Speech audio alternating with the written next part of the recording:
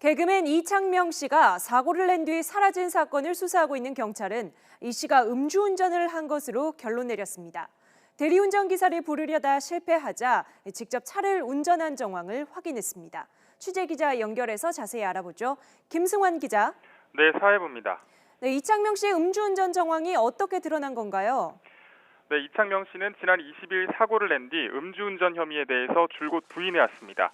이 씨는 사고가 난 뒤 20시간 만에 경찰서에 모습을 드러낸 뒤 술을 못 마신다며 너무 아파서 병원에 갔을 뿐 현장에서 벗어나 잠적한 게 아니라고 해명했습니다.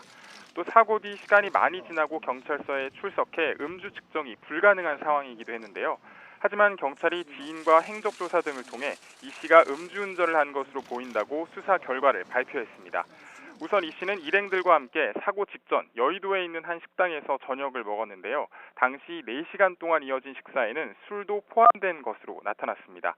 이 씨는 술을 마시지 않았다고 부인했고 먼저 도착한 일행과는 다른 방에 있었다고 말했지만 종업원은 이들이 모두 한 방에 있었고 술도 반입했다 진술하는 등 엇갈린 진술이 나오기도 했습니다. 이후 이 씨는 휴대전화로 직접 대리운전 기사를 요청한 것으로 드러났는데요. 먼저 밤 11시쯤 이 씨가 직접 차를 끌고 근처로 이동한 뒤 대리기사를 불렀는데 주변 기사가 없어서 취소 처리를 한 것으로 조사됐습니다. 얼마 지나지 않아 이 씨가 차를 몰고 가다가 신호등을 들이받는 사고가 났고 그 뒤 경찰이 처음 이 씨에게 전화를 걸었을 때는 자신이 모르는 차량이라며 전화를 끊기도 했던 것으로 드러났습니다. 음주 수치나 직접적 단서는 확인하기 힘든 상황이었는데요. 하지만 경찰은 이 씨가 마신 술의 양, 알코올 도수, 체내 흡수율 등을 이른바 위드마크 공식으로 계산한 결과 혈중 알코올 농도가 0.16%로 추정했다고 밝혔습니다.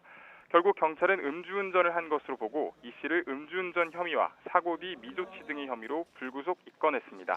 지금까지 사회부에서 YTN 김승환입니다.